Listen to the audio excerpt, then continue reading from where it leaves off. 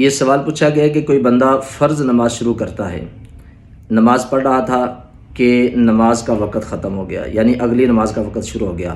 تو کیا اس صورت میں اس بندے کی وہ نماز جو اس نے شروع کی تھی وہ ہو جاتی ہے کہ نہیں؟ تو اس میں یہ اصول آپ یاد رکھیں کہ اگر آپ کوئی نماز پڑھتے ہیں تو اس نماز کے بعد اگلی نماز اس کا وقت شروع ہو جاتا ہے، جیسے ظہر کے بعد فوراً ہی عصر کا وقت شروع ہو جاتا ہے، عصر کی نماز کے بعد فوراً مغرب کا وقت شروع ہو جاتا ہے، مغرب کے بعد عشاء کا شروع ہو جاتا ہے، عشاء کے بعد فجر کا شروع ہو جاتا ہے۔ تو جس نماز کے بعد اگلی نماز کا وقت شروع ہو جاتا ہے تو اگلی نماز کے وقت میں وہ بندہ پہنچ جاتا ہے تو اس بندے کی وہ نماز درست ہو جاتی ہے، اسے اپنی نماز کو کمپلیٹ کرنا چاہیے۔ اور جس نماز کے بعد اگلی نماز کا وقت نہیں ہوتا، جیسے فجر کی نماز ہے، کسی بندے نے فجر کی نماز شروع کی،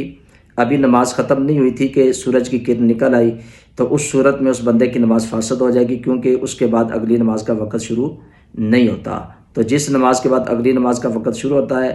تو اگر وہ اگلی نماز کے وقت میں پہنچ جاتا ہے تو اس صورت میں بھی اس بندے کی نماز درست ہو جاتی ہے۔